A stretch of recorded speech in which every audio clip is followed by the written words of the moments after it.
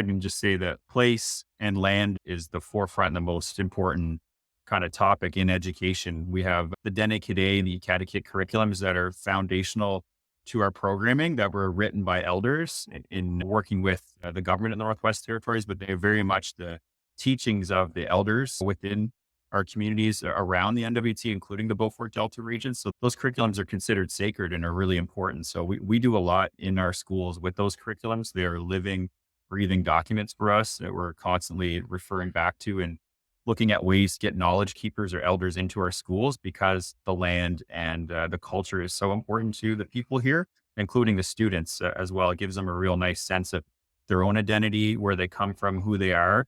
And if you build their confidence up, then they can take on other challenges in education.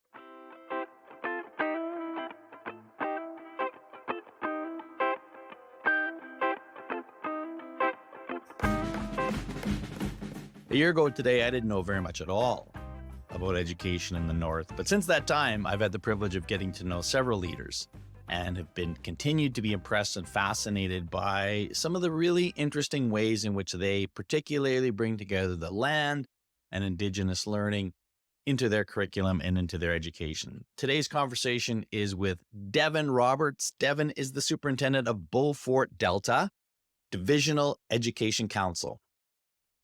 This is the most northerly school division in Northwest Territories, not the most northerly in Canada, I found out, but it's very far north. And so our conversation took us in a number of different directions that I think are interesting. I wanted to ask him specifically about the way in which climate change is thought about and talked about in their place, because they would have some very visible evidence of it. And so that was part of our conversation. But Devin was also very excited to share the way in which they have brought the inquiry approach into all that they do in their school division, not just in education and in classrooms, but the way that the leadership, the way that he has begun to embrace inquiry as a model in which they learn together. Just very grateful to get to know just another great leader in our North. And always, I invite you to listen and think about ways in which you can take some of these perspectives and ideas and apply them in your own context. And it's also just very important for us to continue to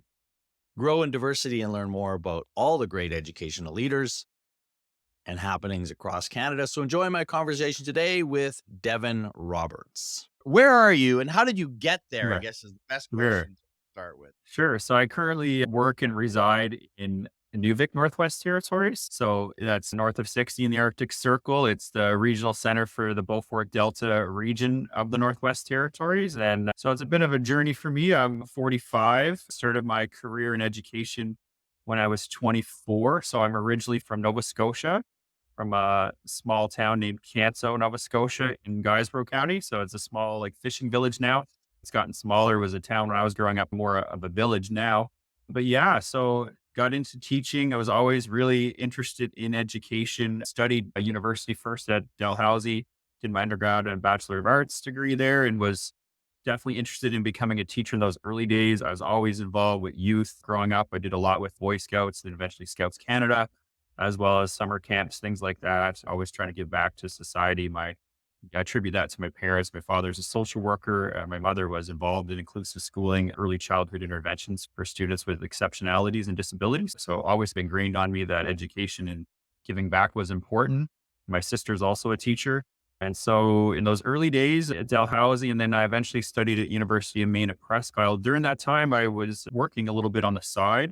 I just did some jobs to pay for my university tuition. So I was involved in music. In particular, I did a minor in music at Dal at the time. And so I was involved with business. I actually had a chance to work for Molson Canadian and work for some music production companies. And I enjoyed that experience. But my main focus, or sort of my North Star in life, I think, was always to get into education and become a teacher. So even during my work with that larger company, Molson, and that's some of those smaller companies doing music production, those were interests of mine, but that was never my main focus. They were always a means to an end. So eventually became a teacher, worked for the Halifax Regional School Board for 3 years and enjoyed the experience overall.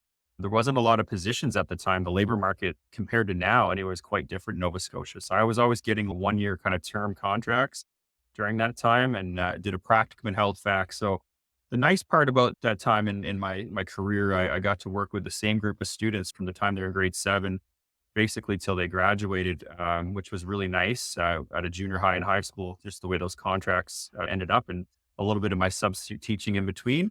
But around that time, after they graduated, I felt like a pull to try to do something different. So I went to Laval University, went back to school and studied like a French diploma in Quebec City and worked in the education system there a little bit as a private tutor at first. And then I got a position in my second year at Quebec City with Sage Up to Saint Foy, which is a college, and worked in the English department there. So always really involved in education in some different settings. I taught kind of social studies, phys ed, English, just took contracts and work where I could while still studying. But during that time, I was able to get, yeah, my BED, BA out of Nova Scotia and Maine, got those contracts, like I said, but then moved to Quebec City, did a French diploma, and I was just trying to figure things out. And I wanted to pursue a master's degree. And that was what they wanted me to do at Sage Up to St. Foy to get on kind of full time. So eventually I decided to leave and pursue a master's degree by working in the Northwest Territories. That was one of my draws initially. I knew that they had a strong professional development fund. And so that's one thing that holds true today as well. Just the Northwest Territories Teachers Association has a really strong and really great professional development fund where it doesn't matter about your seniority. So like someone like myself, I landed a contract for about 3 months and then re-signed for a full year. And during that return year, my first full year in the NWT, I was able to access funds to study a master's degree. So I did an online master's degree in leadership at the University of Calgary. And so that's how I ended up initially in the Northwest Territories, was sense of adventure, wanted to try something different, and was interested in trying to get into leadership or developing myself further. So that was a way to do that. And the interesting thing is I didn't have a community or any place in mind initially. I had my high school principal actually worked in Inuvik, Northwest Territories, where I am now, and he used to speak so highly of Inuvik. So I was just trying to find a job, and initially it landed in Norman Wells with the teaching position there. And the Sawtooth and the Beaufort Delta are connected through geography, as well as like the airline Canadian North flies through Norman Wells and then Inuvik. So I had my eye on Inuvik as well, just in the back of my mind, just because I had such a positive experience and such great stories from John, who was a classmate of mine, Bernie's son, and then my math teacher slash principal, Bernie McLean. When he retired, he actually moved to Inuvik and spent 5 years there, and he spoke highly of it over the summer. So I always had that Inuvik in my mind, but it took me several years within my career in the NWT to eventually land at Inuvik, and it was just a position opened up in 2018 as assistant superintendent. And so I was really honored to interview for that position and be offered it. And then I kind of had in the back of my mind that Inuvik was a nice place to live and work, just because Bernie had said such nice things about the people and the area. So I was excited about the leadership opportunity, and then I knew it'd be a good place for my family. So that's how I ended up in Inuvik, basically. A long story short there. But yeah, I started off in Nova Scotia, then Quebec City, and then eventually worked in the Northwest Territories and traveled from the Saw to the Self-Slave region, and then eventually the Beaufort Delta, just taking on various positions in education. And is Beaufort Delta the most northerly school district in Canada? So we're the most northern ed body in Northwest Territories. So there would be other ed bodies in Nunavut that would be, when you look at sort of the globe and the way the earth is shaped, they would be up Right. there as well. But yeah, we're the most northern for the NWT. And so I get the opportunity to go to communities like very far north, Sax Harbor. You look at our map, it's quite north. Uluktuk's more on the eastern side towards Nunavut. And then Paulatuk as well, all in the Beaufort Sea, all very northern. All you have to fly there. You can't drive. You can't drive there. So yeah, very northern, and yeah, very northern even compared to our counterparts in like Sawtooth, Self-Slave, and then our friends in Yellowknife. Yeah, we're the most northern for NWT. What do you think? What do you think most Southerners should know about living in the North that Yeah. maybe are either misconceptions, or you think, yeah, this is the thing you really don't get? Yeah, I hear a lot of misconceptions around like the isolation and cost of living. Like those things exist, but what you don't hear about are like how amazing the people are, how welcoming they are. If you're open minded and you assert yourself in the right way by being respectful, listening first, and taking invitations. When someone invites you out to do something, you follow up and do it, then you're going to get really welcomed and embraced. And so I've been very fortunate to live, like I said, in Normal Wells. I also lived in Little Cay, a small fishing village of 200 people. And then eventually, like I said, moved to the Beaufort Delta region as north as we are. And I get to travel to 8 communities and live in Inuvik. And everybody is just so nice and welcoming. And you don't hear that, or you don't necessarily see that all the time in the media. And so I think sometimes people will ask questions only focused on some of the challenges around like isolation or cost of Sure. living. And what you don't hear about is how welcoming it is and how you're a teacher, you can make a fair salary and do well if you save your money, those kinds of things. So a lot of educators come up and they plan to be here for a little while. Like even myself, I had a 3 month contract. So it was March to June that I had initially signed for and then end up staying the rest of my career so far anyway. So nearly 14, 15 years now. So obviously Right. there's a reason you stayed. For me, it's the students and the people and the communities in general that are just so welcoming to someone like myself who isn't from the region originally. No. So you've got 3 young kids Mhm. who have essentially lived their whole lives there, and as we were just talking before we hit the record button, Yeah. thinking about what the experience is of children there, given the emphasis that's placed on land-based learning and just the significance of that place, do you sense that there's a healthier relationship that they have, is particularly with technology, because they are perhaps more connected to the land? Again, then I also think in my head around the fact that you've got these periods of darkness where being outside is more challenging as well.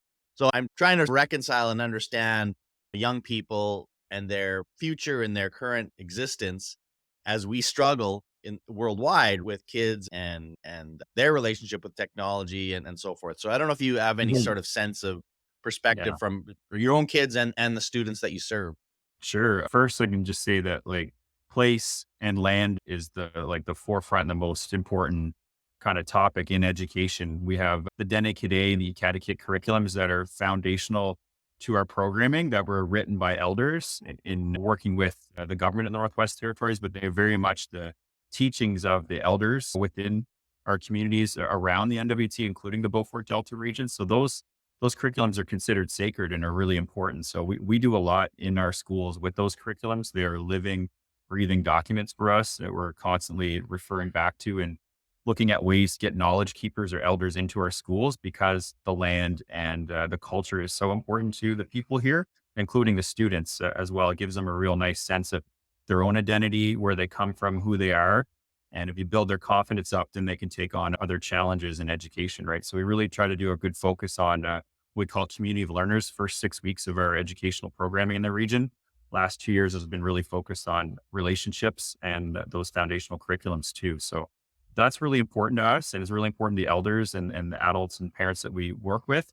There's certainly still challenges, like I was mentioning before we went on. In the regional center, like Inuvik is considered like the capital of our region. So there's still many amenities. There's things to do inside. So sometimes kids can get distracted or all the modern technology that's out there now. The internet's always been fairly strong the last several years anyway in Inuvik. So there's gaming concerns or just using devices too much concern, like you might see in a southern city too. So those topics come up. And then when they ask us as educators and leaders, what are you doing about on the land programming? Can you get out on the land more? So yeah, we do a lot with even just day excursions or sometimes longer overnights with the older students. We have camps near some of our schools, like in Sikachik, for example, there's a camp basically on school grounds. So the teachers and educators can get out there often. Most of our schools have cabins. There's a few that don't, but we're working on that too. But yeah, there's a really strong focus on the land and place and the importance of learning from the elders and parents as well. So we try to be as connected to communities as we can be. And so that's rubbed off on my own children. I'd say Violet in particular, my oldest, 10 years old, she loves to be outside. And even if she's just playing in the neighborhood that we live in or just getting out, she loves it because it's pretty much all she's known. She spent some time in Halifax, Nova Scotia area where her mom's originally from.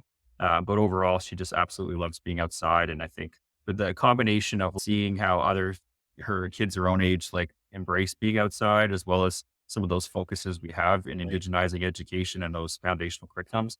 She attends the schools that I'm superintendent of, the East 3 Elementary School. She goes to that school. All my kids do. My youngest will attend East 3 in the fall this year. So they don't go to a different school or live somewhere else. So they're heavily influenced by the culture and language here. And they study Gwich'in and Inuvik as well. So they're quite strong with the language, the two of them, and they like that. So that focus land in particular is really important. And it's always a topic when we come together for meetings about how we can do more or do it better. And so we're very focused on indigenized education as a school district, as we should be. And within the 8 communities, it's very different. I mentioned Inuvik, the regional center, maybe with different amenities, some different distractions. But when you get out into the hamlets and the smaller communities, the strength of that on the land programming is enhanced by our parents and the elders they're really into it. So we have a small school like Inuvik School in Sachs Harbor, like just 12 students, and their parents are so connected to the land. They take them out in the summer, they take them out throughout the year when they can. And it's really great to see and learn from them as well. So as educators, I think, especially those of us from the South originally, it's important that we're open-minded and that we show that learning is a two-way street, that maybe the students know more about the on-the-land stuff when we go out. And so learn from them so they'll be Right. open to maybe learning from some of your expertise around mathematics, science, whatever, right? So it's nice to have that two-way street with students and families to show that you're open as an educator too. And I just think that it's so much increasingly relevant conversation for everyone just because I think we all sort of sense that we all need to be better connected to the land. We took that for granted probably for a long time, but now we're seeing the ill effects of when we're Mhm. not, it's not a great way to live. Related to that, I'm curious to know the conversations around climate change Mm. in your part of the world, because I think people often point to what they see in the north as being strong evidence of climate Yeah. change. So I just wonder around the community what that Yeah. conversation is like and what you see Yeah. visibly that would say this is an issue, and what's the sort of the tone of the conversation in terms of what are we doing Mhm. about it? Yeah, we're certainly seeing some effects of climate change over the last several years. Seems to like we had a flood in Fort McPherson, which is a southern community for us and towards the Delta area, and that hadn't happened before. A Clavic floods quite often. But that was the first time Fort McPherson had flooded, so we attributed that to climate change. The community of Tuktoyaktuk, the erosion there and the water levels seem to be increasing. As the elders in particular, like people that have grown up and lived in the region a long time, they're the ones that can really speak to this question robustly because they've seen it. I have elders that I work with in their 70s, and they can just tell you the land looks so different just by the naked eye. And then, of course, Yeah. there's lots of research going on here. And I'm just as the educational superintendent, I often get asked about different research projects. So there's climate change effects on the bears in Uluktuk, for example. So there's a big research project now looking at the migration of bears and the interaction between polar bears and grizzly bears and things like that, right? So there's lots of changes that either that you see with the naked eye or that the research is really delving into. And so it's a very interesting topic for our students. They have lots of questions about it. And they're going to be the next generation's leaders that are going to have to inherit this land and make changes and be stewards of it. So we're doing everything we can to get some of those research and those elders' teachings into class now, so kids know about it in real time. We do work with like Connected North. That's really great at bringing in different scientists that from the South that have expertise, or like I said, we have just scientists that visit the region or that are from the region.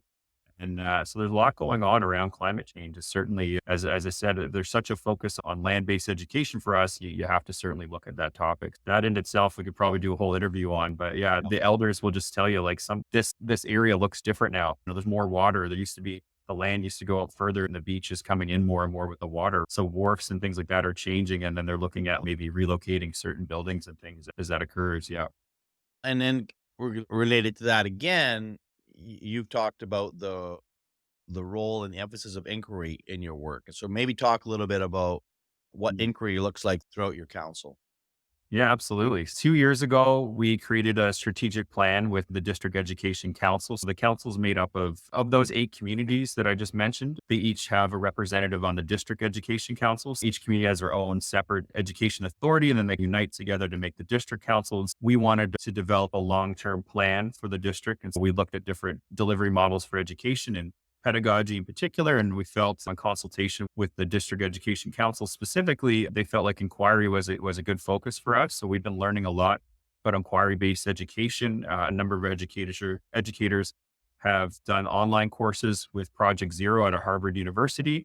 We also partnered with Jessica Vance, who's an inquiry-based leader out of Austin, Texas, and as well as Trevor McKenzie out of British Columbia, both published authors around the topic of inquiry.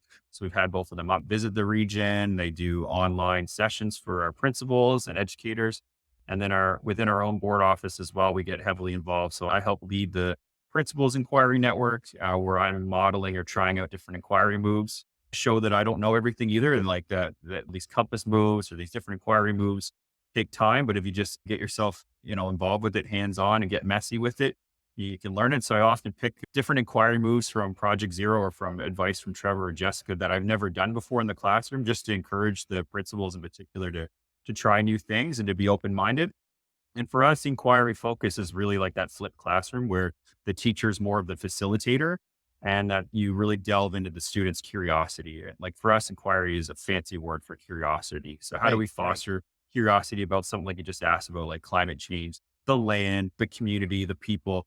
Kids have a lot of natural curiosity. And I think in the past, education hasn't done a great job of fostering that. So for us, that's the big focus, is fostering curiosity. And how we do that is, like I said, we show our own vulnerabilities about things that we are wondering about but aren't experts on. And so I think when teachers or principals feel like they don't have to be the expert all the time, but they can get involved in the learning and help facilitate or guide the learning with the students, we're starting to see some really good results. A couple of years ago, we had some strong Canadian Achievement Test data we were really proud of.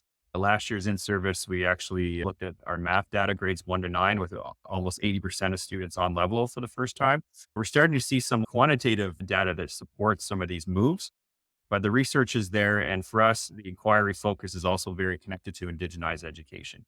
You can very easily bring in the culture-based right. education with the inquiry moves and inquiry focus, because kids are naturally curious, like I said, about their families, the land, that curriculum that geared towards place-based and land-based education. So fostering those curiosities, those topics really come out.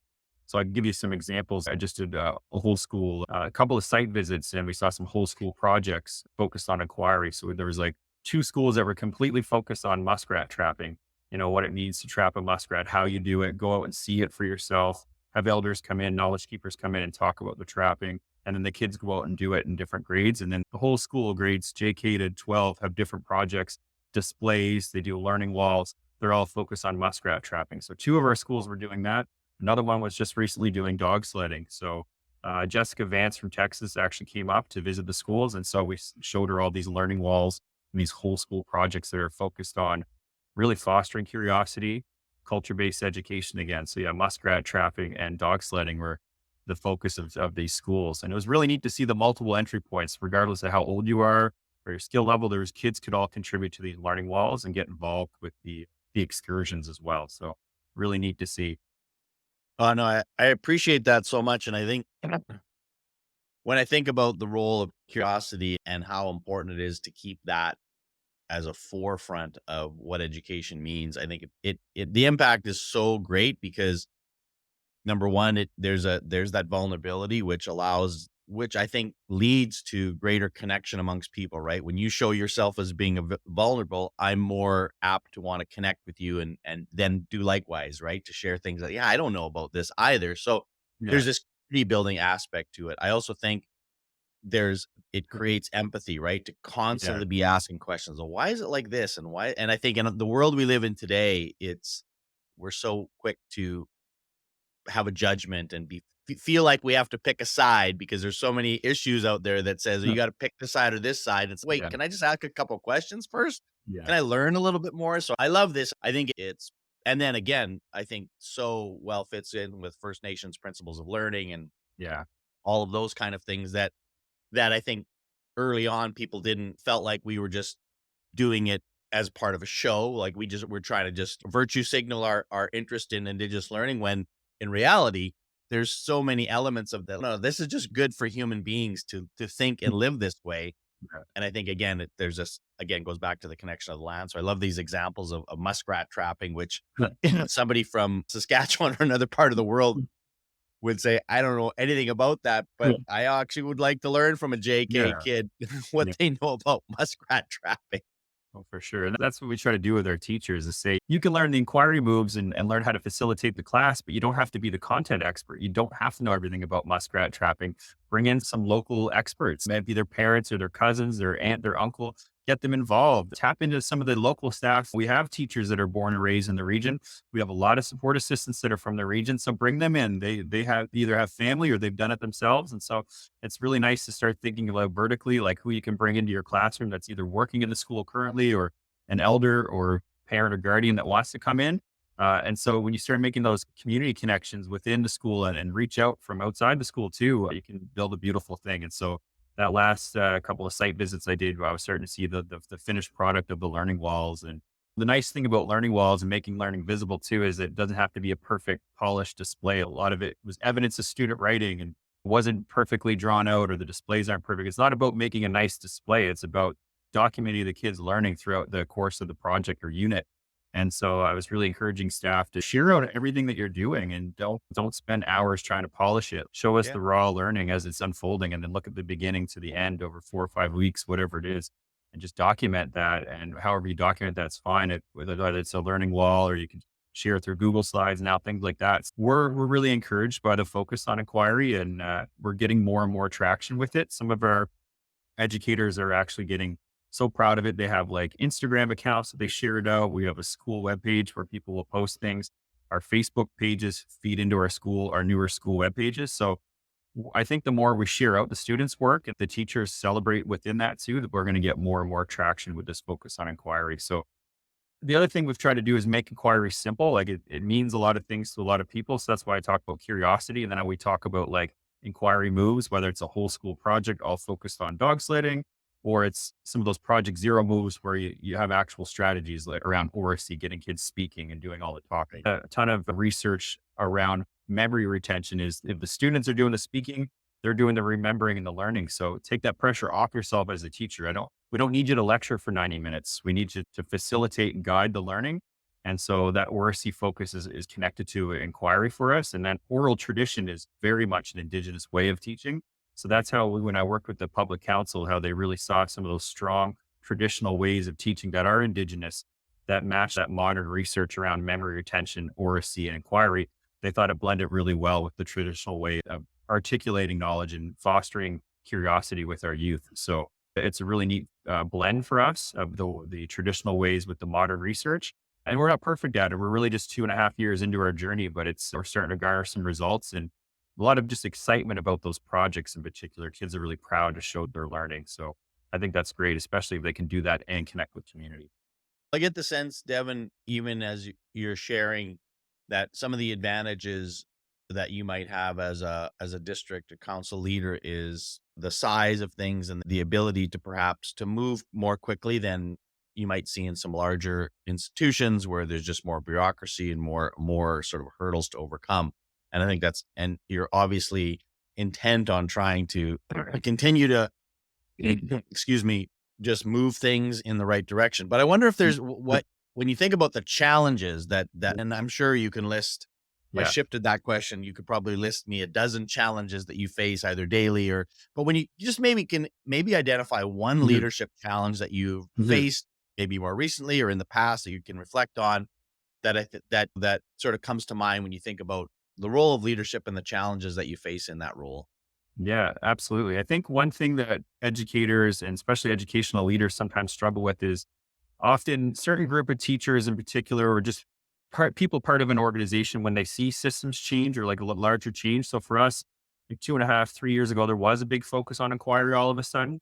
And it wasn't necessarily there in the past. There may have been some other initiatives or strategies. And I, at the time, and even now will remind people that inquiry was always in the curriculum, that inquiry means like a lot of things to people. So I tried to simplify it around curiosity and then some of those Project Zero moves, for example. And that's why we hired Trevor and Jessica to support as outside consultants. And it's why we have BDEC consultants to support inquiry. But just change is hard for people, right? And in particular, there's often, if you look at things, there's probably going to be like within group dynamics, almost like three types of people.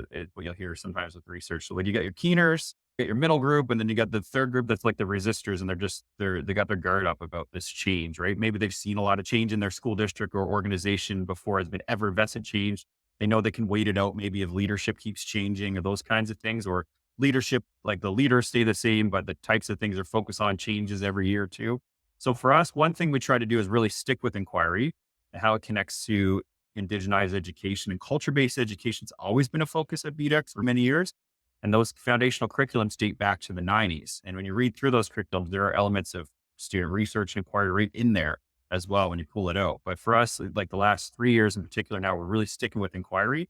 And I think sticking with it has really helped motivate people. They're starting to say, oh, like this isn't going to change. I can get on board with this. And some of that documenting, whether it's on Instagram or on our Facebook pages, as teachers see it working with students and getting results, and it's just seeing the excitement and connection with community, more and more people are coming aboard. But to answer your question directly, what I've really tried to have leaders in our region not worry so much about is that third group, those resistors, have empathize with them and try to engage them in a positive way. What do they bring to the table? Why are they resisting? Maybe they have some good ideas that are being That's inquiry in overlooked, itself, right? There's right? inquiry. Like, Just why are you yeah, like this? like talk to them, engage them, and try to bring them aboard, but also give them the space and place. Like we talk about agency a lot in inquiry as well. So give them some agency and focus your energy on a bit on the keeners, but really on that middle group. And I always say, as far as like when it comes to making change in education, you got to do it with your students. You can give the greatest PowerPoint in the world. You can give a convincing podcast like I'm trying to do today, right? Around those kinds of things. But a great speech at an in-service, like those are all nice. But when you are in the classroom or taking your students out on the land and making things happen in real time with those inquiry moves, focus for us on indigenized education, that's when you really get transformative practice change, right? So you really start seeing teachers get excited about inquiry when they see it work with their students. So that's one thing that we really try to encourage. We have instructional coaches, consultants, and senior leaders that will go in and we'll, like I said before, we'll make ourselves vulnerable. We'll model something. It might not be perfect. I'll do something like compass points with the group and then they'll see how it works and they'll try it out. So doing things like that with the students in real time and bringing in elders, that's really helped that group. But that middle group in particular comes along. And as the middle group shifts over time, the resistors stop resisting because they start seeing if they really truly care about education, which they do, that's probably part of the reason they had their guard up. They start seeing results with the students. The students are excited. Other educators are excited. They'll come along. So like those whole school projects that I mentioned, like that really help. Those really are whole schools. So everyone's involved with it and they start seeing the reason behind it.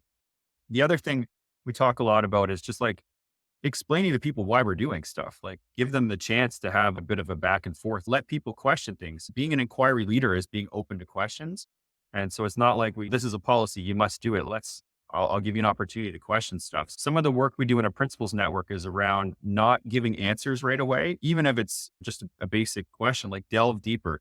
We have a tendency in leadership to want to give all the answers quickly and right away, especially in modern day when information just comes at you so quickly over videos or text, whatever. But we've done a really good focus on asking questions and just delving deeper into the topic before you give an answer. Because if you draw that out of the person that has the wonderings and questioning, you can get deeper into the core of what it is that they're wondering about. Maybe in this case, they're resisting something. You give them a chance to feel heard and listen to them deeply, then you can really get to the heart of what they're wondering about, right? Whereas opposed to before, it's like they ask one question, you just give an answer. Like, why we do inquiry? Because the board office makes us, right? Like something like that. No, get into it. Why? What makes you wonder about that? Like, why are you wondering about inquiry? How much do you know about it? Have a back and forth and just listen to people. So that's one challenge in leadership that I've found in many contexts is just the idea that not everyone's excited about the new idea or new initiative or new direction of the group. And leaders getting really frustrated with that. But it's very natural for humans to question things. That's where inquiry comes from too, right? This curiosity and questioning is a very innate human trait.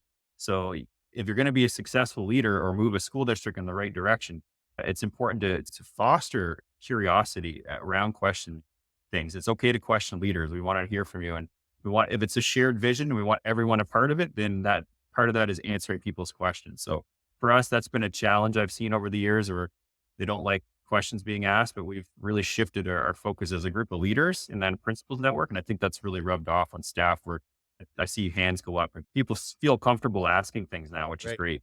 This episode is brought to you by Advanced Learning Partnerships, also known as ALP. We are a professional learning consulting group that serves communities across North America. We are partners, designers, and agents for change. You can learn more about the work we do at alplearn.com. And now back to the show. Yeah. I don't know specifically your situation, but it's pretty clear around the world, really, that leadership is in a bit of a crisis, that there are fewer people stepping up to leadership roles. Mm. And so when it comes to in a school situation, hiring principals and vice principals, the often the pool of candidates is shrunk. And even in some cases, I've heard the Mhm. quality of those candidates aren't as strong as in the past. So I wonder for you, when you look at maybe some of your young teachers and Mhm. you do, no, excuse me, talked about your own journey and some of the things that you had in mind around what you were hoping, where you hoped things would go. But if you identify a young teacher with potential for leadership, what advice would you give them to keep in mind as they to encourage them to pursue a career in educational leadership? Yeah, I think the first thing I would remind them a little bit what we just talked about, which is being open-minded and being open as a learner. And I think sometimes when someone's interested in leadership, they want to assert themselves right away and be perceived as an expert and that they're capable or they're able to do the job. And so by doing that, sometimes they'll pursue things or they'll do something without knowing the full scope of what they should be doing. And so they can make mistakes. And sometimes it's almost worse than if they just asked prior to doing something. So I think again, encouraging leaders to ask questions and to be vulnerable and not assume that they know everything and be open to whether it's their colleagues, if it's a principal working with teachers and students and staff, and a principal that's calling the board office and asking a superintendent a question and being open to that. And it's a two-way street where I, as a leader, have to encourage that and have foster that curiosity. And that's what we call psychological safety, really. Like it's okay to ask questions, especially when you're new to a role. So I think leaders in this modern day with so much information coming at you, you can't be an expert in everything, especially every field of leadership and style of leadership. So having a good, strong sense of who you are is important too as an individual and knowing your strengths and talents and then what you're doing about your weaknesses and just being open about that with leadership and other people you're working with. This is my strength and I want to bring this to the table, but I'm wondering about this. And I've noticed sometimes leaders will struggle initially when all they want to do is stick to their guns and show their strength and will try to gloss over any kind of perceived weakness in their mind. And sometimes they're too hard on themselves. Their weakness isn't that bad, but if you can talk through it or just ask questions, you're going to learn more. So I think in today's context, I think we have to do a better job as leaders to make people feel safe to take on roles and to ask questions. And I think maybe some of what we're seeing is that leaders haven't been treated the best in certain circumstances because maybe they're afraid to ask questions or they just haven't been treated well in the past. So less people are interested in those roles. So for us, we're really trying to foster that curiosity, psychological safety, and develop people, make them feel supported right from the beginning by helping them with the job. And one of the things that I glean from things you've said, Devin, and I think is so valuable is modeling that. When I think about my experience as a classroom teacher, I looked at principals or school leaders, and there were people that I said, I think I'd like to do their job one day. They look like they're having Yeah. fun. They look like Yeah. they look like they're really enjoying it. And I often think Yeah. that there are many school leaders who maybe internally they're very satisfied with their work, but outwardly they don't show it because they talk Yeah. about how busy they are. They talk Yes. about a problem that they're having. And that's not to say that I think they have to shove it to the corner and only put Mhm. on a happy face and never share about the challenges. But I Yeah. think what you shared earlier about the vulnerability, the curiosity, trying to say, I don't know if I can do all this inquiry moves, but let me try this one. Like all of those things so that people go, I think I could do that. Like this isn't that you're not positioning yourself as some sort of having a skill set that no one else can attain. That no, I want to be able to see a pathway from what I know and can do to that. And so I think there's a real need for our school leaders to consciously model and encourage other people to say, I think this is a job that you might like and don't and that it Yeah. looks like they're having really, I say the word look like you're having fun at your job. And I don't shy away from that at all because I really do think that's a big deal. Like to people Yeah. say, yeah, I'd like that job. Yeah. So No, we talk about being like playfully intentional. So like when I plan a session with the principals in particular, I'll try to make it fun, make sure that I express like things I'm excited about. Mindset's really important too. So often we'll start a session around gratitude or positivity and talk about something that went well at schools. Tell me something positive that happened at your school in the last 7 days. Like we'll talk about problems, but we often talk about problems as challenges. So it's a challenge. We got to figure this out, but there is a solution. We collectively can figure it out. And then, yeah, bring some joy or fun back into it. So for us, I think inquiry is a fun way to teach if we embrace it the right way. So we great. had rolled out inquiry as like a mandate and a policy, and you must do this, and you have to do all 12 inquiry moves from project zero by such and such a date, I think we would have really quashed it or killed it too, right? And I think some of those resistors I talked about are used to mandates like that to some extent. We still get some mandates that we have to do as a government agency, but there's flexibility in how we roll out some of these initiatives. So for us, yeah, we try to be what we call playfully intentional with what we're doing. And so when I model something with staff, it's often something that I'm not an expert in. They know some of my strengths. I've worked in the district now 5, almost 6 years. So some of the staff that have been with me from day one will know what some of my strengths are. So when we're doing a planning session, I'll pick something I haven't done before on purpose because I want the principals to see that I'm not the expert. I have skills, I have strengths and talents, but we collectively have more strengths and talents. And if we can bring the best out in everybody, now we're talking about collaboration over competition. So if you look at our mission statement, that's one of the key elements of it is like fostering a strong sense of collaboration amongst the group and being overly competitive with each other. It just quashes that or kills that a bit. So I often think about that and I do enjoy education. And that's something else I've talked to the staff about at our last in-service is the labor market shifted. There's lots of jobs out there. You mentioned that not everyone wants to be a leader. So that means that opportunities are out there. So think about like, why are you here? Like, why are you choosing education? Why are you choosing to stay? Have you been here a while? If you're brand new, why did you apply on the job? What brought you to this region? Why are you excited about working with youth and students? And all of that speaks to your inner why. Or Simon Sinek talks a lot about the golden circle and the why, right? So I remind people about what drives you. Like, why are you here? And then that's when the fun usually comes out. They remind themselves of their core values of what Sure. makes them tick.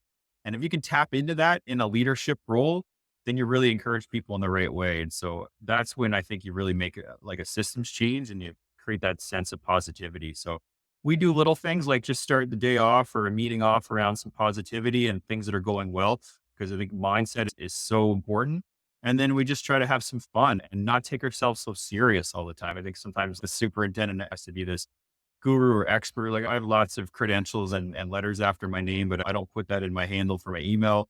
I'm just Devin, one of the systems leaders, and I talk about how we're all leaders and we all bring something to the table, including the students. And then, so that's why what we do, like some of the on the land stuff, that the kids are the ones that sometimes know the most. And I think that's great. And if we can foster that and bring out, everyone has an opportunity to share out what they're excited about, what they enjoy. If you can foster that in a large group, then you can really make some really great systems changes. So that's what we're trying to do. Have a sense of, like I said, psychological safety is important where you can ask questions and not be demeaned for not knowing something. And then reminding yourself that you have strengths. So I also encourage staff to do like a self inventory. Remind yourself of what you're good at daily. Do it in the morning when you wake up. Remind yourself that like you bring something to the table so that you come to school or work with some confidence. And then that'll hopefully rub off on the students if you do some of that work with them too. Because for us, mindset's huge.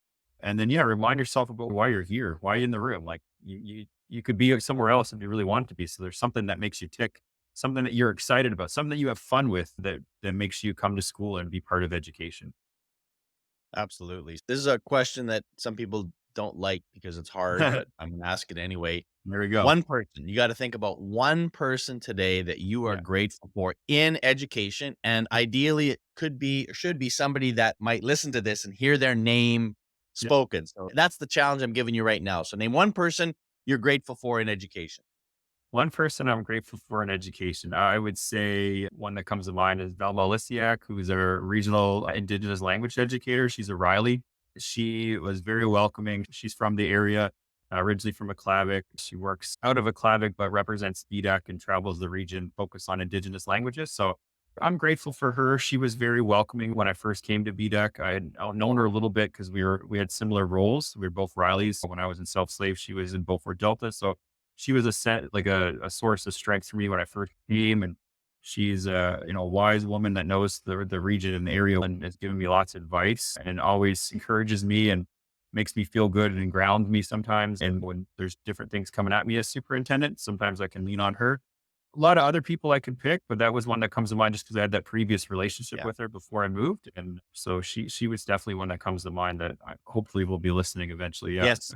Velma, if you're listening, we are grateful for you. Thank you. Yeah, Thank you for absolutely. that. Appreciate Hard to it. pick. I got a great team at BDEX. The other senior leaders are awesome. Again, Lots of them. Yeah. I know that's always a tough one, but it's just nice. Sometimes it's nice to get a little granular, and you can get lots of other opportunities to thank all those other folks too. So Mhm. you already mentioned the fact that you sometimes in your meetings have an opportunity for gratitude. So maybe that's a Yeah, gratitude prompt that's you what I'll might do use next time is another either time, ask the right? One question person, or yeah, right? yeah, Yeah. It's just that's every day. I think of a different. You could maybe even huh, a different person every day yeah, for a totally. while. See how long you do that. All right, Mhm. wrapping up here, Devin. It's a Saturday, and I'm grateful for your time to do this, but we got other things to do. But I Yeah, want to wrap it up with three kind of a little more fast questions, a little more sure. personal side of it. So, what are you reading, or I don't know if you're a podcast listener. What are you consuming today that's captured your curiosity? A couple of books I had on the go recently. I was just reading Atomic Habits by James Clear. Right? So just like how you make subtle changes in your life to be the kind of person you want to be and find success. So some of that was like reaffirming, but then eye opening too, about how like little things over time can make such a difference. So that's one that I've been reading recently. I'm not done it yet, but I heard lots about it. I just never had an opportunity to read it. So that was one that I just picked on my last kind of thing on iBooks here. I just grabbed it. Yes, that's piqued my interest late recently. Atomic Cool. Habits, yeah, by James Clear. Yeah, yeah, it's definitely it's one that I've had on my list that I have not read it either, but I hear lots of good things about it. What about less for learning, less Yeah, curiosity, just for escapism? Like I just need to mind yeah, numb. What do you watch that kind of gives you a little sure. bit of escapism? That's a fun one for me. So I grew up like a big pro wrestling fan, like the WWE? WWF, WWE kind of era. Yeah. I was a big Bret Hart fan growing up, Hulk Hogan when I was younger too. So that kind of thing. So all like my guilty pleasure is to still watch wrestling a little bit. WrestleMania just happened a little while ago, so I'll Yeah, watch that. I on heard so what occasion. I Yeah, heard about that, I'm not a wrestling fan, yeah, but I heard that what happened recently is yeah. was somewhat game changing, Mhm. bringing back the feel of the '90s, or is that a fair assessment? That's what Yeah. I heard. Yeah. So they have like in WWE just recently has a new champion who's very much like that kind of good guy, cookie cutter person that doesn't usually win nowadays because being the bad guy is cool. So they had the bad guy as their champion for almost 3 years or whatever it's been. And so finally, this good guy who it's Cody Rhodes and he's the son of Dusty Rhodes from like the Okay, 80s. yeah, And Dusty's I know passed that name. away. So Dusty never won the championship either in WWF. So it was like life full circle Oh, for wow. Cody to finally win this. And they did a long story where the previous WrestleMania, Cody almost won the title, but didn't. And they have had a whole year long story where they're focused on Cody. So that's my guilty pleasure. And to be honest with you, actually, there's a small indie company for wrestling in Inuvik called Totally Arctic Wrestling. And I am now involved with the company. I started off as a referee, moonlighting as a ref, kind of helping out these young, invalid men living up their childhood dream, putting on matches and shows. So there's actually a wrestling company in Inuvik called Totally Arctic Wrestling that travels to Tuck as well. And they're planning to go to Klavik. And so they actually do wrestling shows in the Arctic Circle, believe it or not. And so I've had the pleasure of doing some shows with them. And then recently I actually wrestled a match too. So I'm living out a bit of my guilty pleasure in real life too. So I had to plug That's Totally Arctic awesome. Wrestling as well. So Do you know working do you some know, strengths and talents, right? yeah. Do you know Chris Kennedy from West Vancouver, superintendent there? You I know who know he the is? name. Yeah, I don't know You him know the well, name? but Hey, yeah, he is yeah. also a big wrestling fan.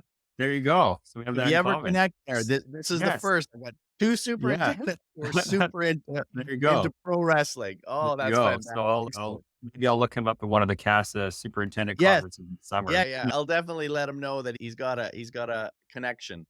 Last question, tourism, or if I ever had the good fortune to come your way and visit and help you out or Yeah. just come to that place, what is it that where would you take me to Oh, yeah. see and really experience Nuvik the way I ought to? Oh, Here so we go. that's a great question. So yeah, like the whole region's amazing. It depends on the time of year you come because the seasons can really kind of change things. As you imagine, we have the Northern Lights is like the number one thing to come see, right? So if you come like Right. January, February time, they're unpredictable, but you can see them at 5 o'clock in the evening, or you'll see them in the middle of the night. If you stay more than a couple of days, hopefully you'd catch it for sure. So I'd have to mention the Northern Lights first. But if you come to Nuvik, there's tons to do. The Igloo Church is a really neat landmark. It's a Catholic church that is shaped like an igloo.